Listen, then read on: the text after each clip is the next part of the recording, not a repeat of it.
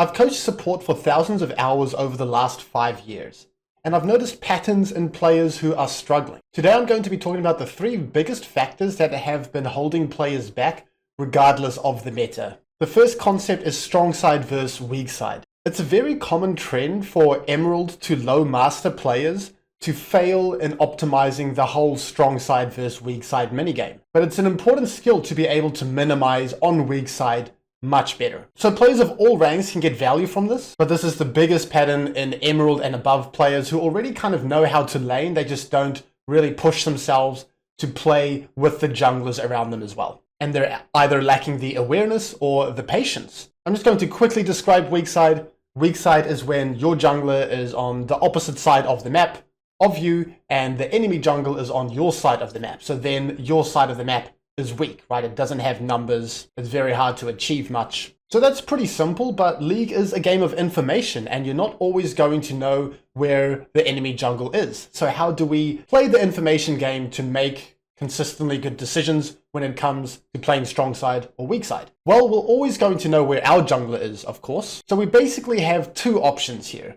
We're just going to hope that the enemy jungle is not around, pretend that they basically don't exist and just send it. The best approach for consistent results, and my preferred approach, is to pretend as though the enemy jungle is on our side of the map when we don't have information of them. When your jungle is on your side of the map, you can play with freedom again, as your jungle can counter gank or spot the enemy jungle. And it is quite likely to be the case, right? Because junglers want to be pressuring the map, and if our jungle is actively pressuring the top side of the map, and the enemy jungle is nowhere to be seen, right? He's not contesting camps, he's not contesting the scuttle, he's not showing around top or mid lane, quite likely he is bot side instead then. Now I want to talk about what to actually do when you realize that you are weak side. You want to conserve your big cooldowns, especially if you are playing an engager, because you're basically not going to be able to do anything as an engager on weak side. If you engage forwards, the enemy is just going to kill you with their jungler nearby. Try to hold the wave around the middle of the lane or slightly on your side.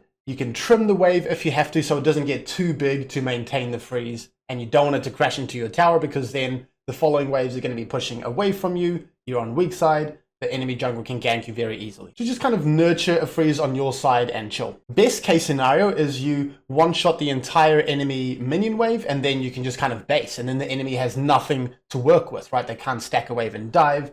They can't gank you because you don't need to extend up in the lane to catch a wave because there is no wave. Otherwise, generally how we're approaching this window is we're staying healthy, we're avoiding volatile trades. It doesn't matter if you do a decent chunk onto them if you get chunked as well, because it's about you not dying on this window rather than trying to kill the enemy. You can consider human warding as well. This is where you're just going to be leaning on the top side of the lane so that you can spot the enemy jungler if they move in for a gank. You can kind of push them back with your disengage spells. You can allow your ADC a little bit more space and safety from the gank. And of course, warding around Tribush or around River is going to go a long way as well. If you're a strong side, you want to take volatile trades. If you're taking an even or slightly worse trade, that's good, as your opponents are going to be closer to dying and you're never really going to be in threat of dying yourself. So I'm going to be talking about setting up for a gank or a dive, but while you are setting up for those things, it's okay to just brute force kind of run at them, bash your heads together and take some HP off of them first. We're going to have a look at just a few examples now for playing the strong side versus weak side. So I recently reviewed one of my Seraphine students' games and there was a weak side window that I just wanted to show you guys how it panned out so that we can learn from it together. Just for a bit of context, of course, we are Seraphine versus Thresh here, and how I want my students to deal with Thresh is to try and dominate him 2v2 as an enchanter, and then respect his 2v3 threat. Thresh has a lot of gang setup, but his 2v2 is not going to be the most scary if you know how to just shove and dominate him from range. So that just kind of like exacerbates the whole weak side window. If we don't know where the enemy jungle is, then there is a lot of threat, especially in a lane like Thresh or a support champion that has a lot of setup, and then we really need to know what to do on those windows. Maybe we just have to respect again, unfortunately. Yeah, your jungle's just weak siding you quite a lot. Yeah, it's going to be a bit of embracing reality here. I would still try to crash this wave, because if you can kill the wave, then there's nothing for there's not really going to be a gank. No minions for them to use. See how we slowed this one down, then it's not going to crash, and then we have to like kind of be up here to deal with the next wave, and then we could get ganked and die. The wave kind of half crashes, but it looks like we're really not respecting the threat of a gank. Oh, Correct. there you go. So, yeah, this is going to be solved in a couple different ways. The first is just paying attention to your jungler early on. If he's active on top side and you have no info of the enemy jungle, act as though they're bot side. If we're doing that, then hopefully we'll be a little bit more aware of that possibility. And also, if you can just crash a wave into enemy tower, then you're fine, right? Because then you don't have to be up here. The wave's going to push into you. You can just chill. Does that make sense for you? Yeah, it does. Yes. Yeah. Okay, so now I wanted to have a look at a strong side window from the perspective of one of my Leona students. I believe this is in Emerald. And so like we were talking about earlier, you want to inject volatility when you are on strong side. Now from where we're going to kick off this VOD, we're not going to have full information that we are strong side, like we don't know exactly where the enemy jungler is. But when our jungler becomes active on the map, and when he doesn't run into the enemy jungle on the Scuttle Crab, then it's quite likely that the enemy jungle is topside, right? Because otherwise there would be a bit of a contest around the Scuttle on the first clear. Without overthinking it too much, if the enemy jungle does show up here, that's totally fine. Our jungle is nearby. And also in this game, you know, we are a very strong early skirmishing champion like Leona. But basically what we're looking to do here is to trade, to force out some cooldowns, and then to hopefully set up a dive. So we're going to do a fantastic job of that initially here. We're going to be jumping onto the Sivir, getting a little bit of a chunk, quite a big chunk actually, forcing out her long E cooldown as well. Fantastic, our jungle is in the vicinity. Fantastic, now is the time that we really just need to confidently communicate exactly what we want here. Remember, we want to have a gank or a dive, right? A gank is not going to happen here because we have the shoving wave, and a dive is absolutely doable here, especially because we did a great initial trade where Leona, we have a lot of dive threat. But this is where orchestrating the dive is not the easiest, and we have to confidently ping which wave we want to crash, right? We want to crash a stacked wave for the biggest dive window. So we'll shove ping over here, we'll on the way ping over here, whatever, on the way ping, shove ping over here as well. Make sure that we're all on the same page, that we're shoving the wave, and then we're on the way pinging, we're shifting forwards, we're looking for the dive, we're pinging the enemy ADC, we're tanking first, and then basically nothing can go wrong. But now, we didn't call the dive, and then our jungler just kind of like tries to brute force a really awkward gank, which of course doesn't work out. And this is a pretty critical window, because now the enemy jungle gets this information to work with, and then they are more likely to eventually come back down and protect this dive. Fortunately, we see them on the minimap, ganking top, so we have freedom again to just one-shot this wave and just absolutely send it with the dive. The enemy team is going to have very little response.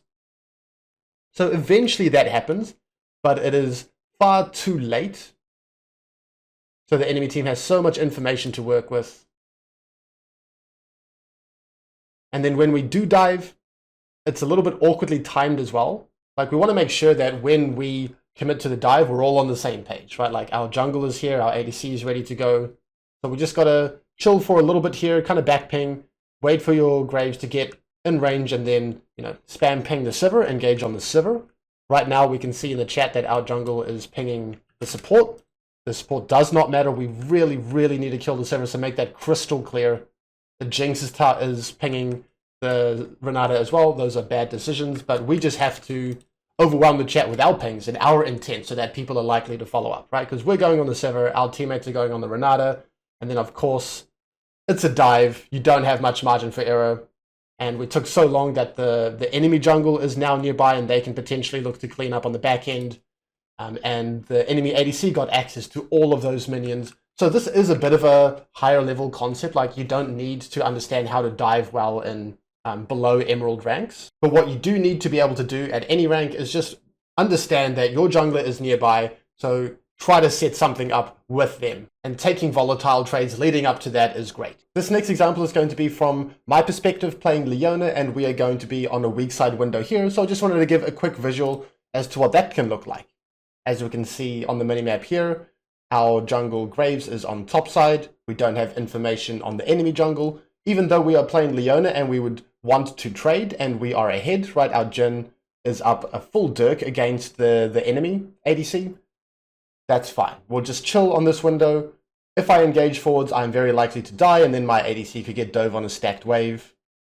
So I'm going to try and maintain the wave on our side of the lane as much as possible, just so that it doesn't bounce away from us. And then it's really just a game of patience. It's that simple.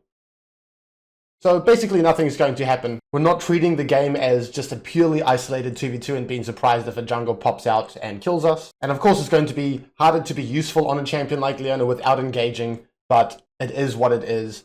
Discipline and awareness are very important for this. And in the near future, the game is going to go right back to being a 2v2 or with our jungler being on our side of the map. The next concept is always playing to win. Sounds simple enough, right? This game can frustrate you easily, it snowballs really hard, it can feel impossible to come back into the game from behind, but playing to never surrender has many upsides. You can win some games you didn't believe possible, which is one of the best experiences in this whole game in my opinion. You can shift your attention away from winning and losing to learning and having fun, which is so powerful in the long run. So what this would look like is exactly what it sounds like. Don't FF. Insta vote no, or drag the FF votes off your screen so that it doesn't even take up any mental space with you. And in terms of what we should be thinking about, always think about the win condition. There always is some type of win condition in your game. Sometimes it's a pretty tough game state, so it's just about being ready to catch a throw from the enemy, which will come, but not if you've given up. Sometimes you're going to be super far behind and you can't contest team fights anymore, so don't.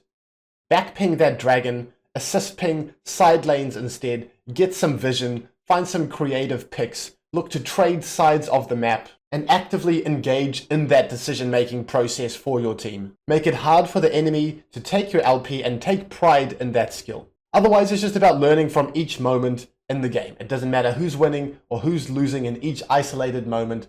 They have their own value to give you, you just have to have the right mindset for it. This is a very important mindset for me and has been a big factor in why I have hit Challenger for the last 9 years in a row. I just wanted to give one game of an example to drive this point home. So this is back to that Leona game. We are much later on in the game now, and we're not in the best spot. We have basically been outscaled in 4 different roles. It's a tough game state. We're not going to likely have any side lane prio, and we're not going to be able to win a team fight against their comp. But I want to be a problem solver, and so what I'm going to do on this window is I say that the enemy is going to be down ults. They are quite an ulti-dependent comp, especially the Lissandra and the Taric, and so on this window is going to be a pretty good time for us to try to look for something, to inject some volatility, get some messy skirmishing going on. And so I'm just going to immediately pounce on this Taric. Both of them did not have ults. Even though their Singed and their Kai'Sa is very scary, the start of the fight was good enough for us to manage this fight. And so eventually what this leads to is we get a bunch of kills. We get the dragon. This would have been their Dragon Soul point, their 3rd dragon, and then the rest of the game we have to worry about them getting the Dragon Soul. I want to carry forwards this kind of like messy tempo and chaotic game state for as much as possible, because if it's ever organized, we're just going to be in big trouble. And if I didn't decisively pounce on that Taric, if we just kind of let it pan out, they're going to organize themselves. It's going to be more of a standard front to back. It's going to be really hard to find anything there. And so now I decide, you know what, the best play for us now is just to kind of brute force Baron, so that we can look for a fight while the enemy jungle is dead, and that's going to give us a reasonable shot. I'm typing to bait Taric's ult and get off because Taric's ult is now up. And again, if it's a bit messy and he doesn't get a really good ult while we're all engaging, then the fight is pretty playable. So basically, a bunch of us died, a bunch of them died, and that kind of trading while you're behind is very favorable. We're allowing our carries to get more items. We're not allowing the enemy to stack up some neutral objectives. And so here there's going to be a skirmish on top side. I know that my champion, especially with this build, is great at collapsing on top side. I want these messy, chaotic skirmishes. That is going to be pretty much our only win condition here. And then we're just going to hope for the best.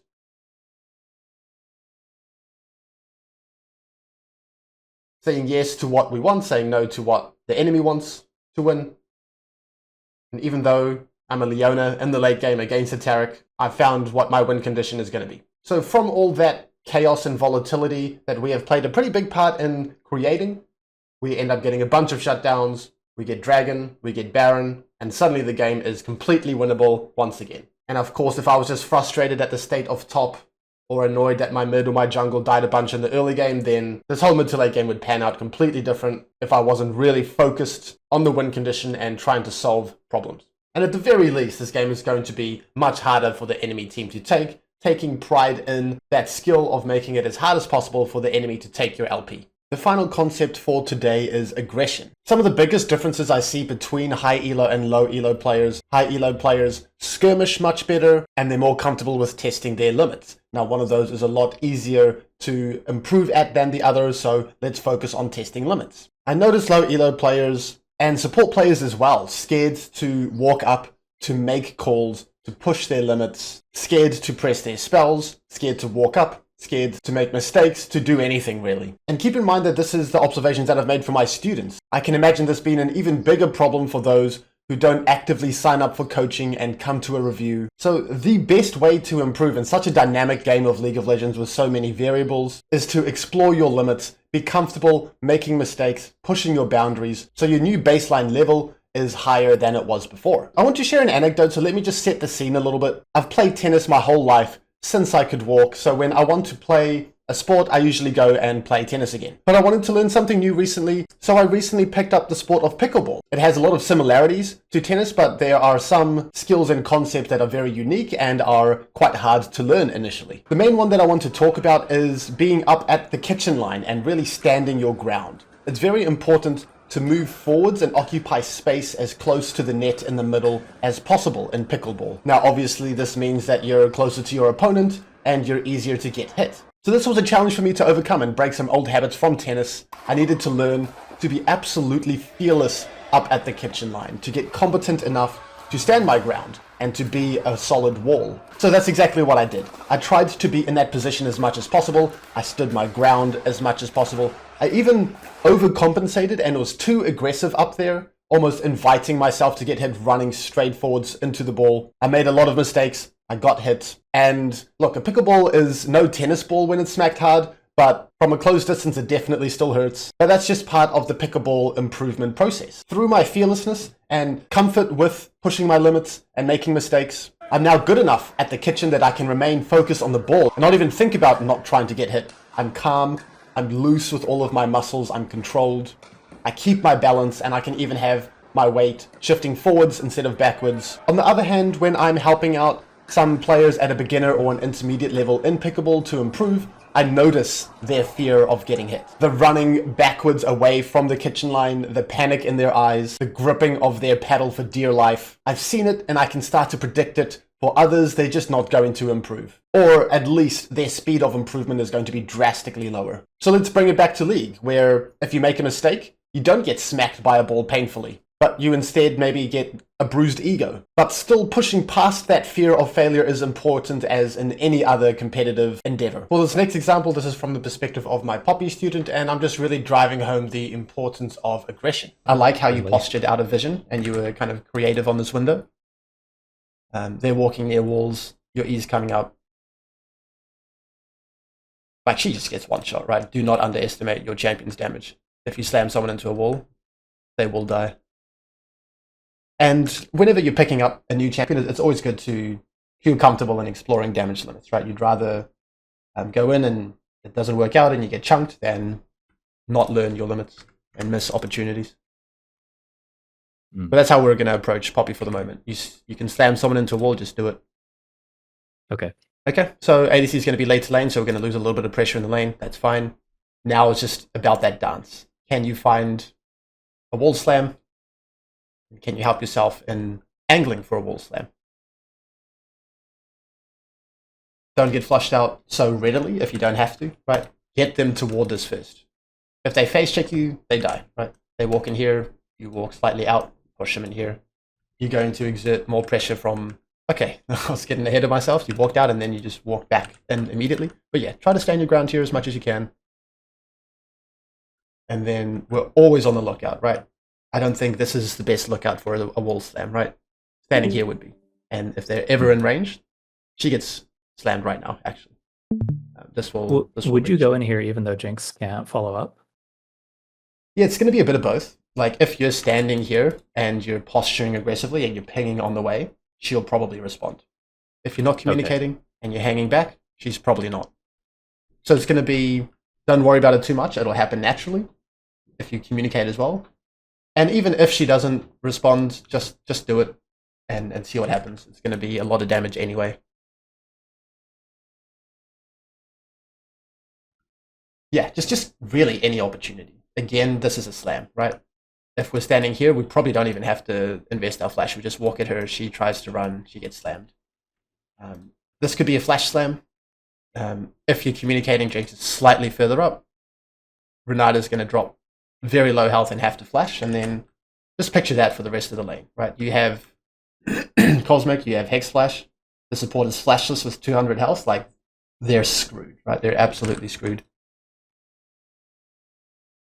Now we can't really because they're so close to level 2, but just pounce on those opportunities. Slam someone into a wall. If you have to invest your flash, do it. It'll work out. Please do it. Please, please, please, please. Okay, we don't even have to flash here, I guess. Yep, she's gonna die. That's how it works. Hope you get some confidence from that. So yes, pushing your limits is important on every champion. It's a little bit exaggerated for Poppy because she really needs this to slam you against a wall. If I was coaching a student who was playing a ranged support, I would be talking about pressuring every single last hit of the enemy ADC and towing that line on the edge of their ranges really aggressively and precisely. This is just going to be the clearest visual. Be fearless. Thank you for watching. Please consider liking, subscribing, and commenting if you enjoyed the video. For world-class support, coaching, content, and community, go to wtl.lol/cupcake.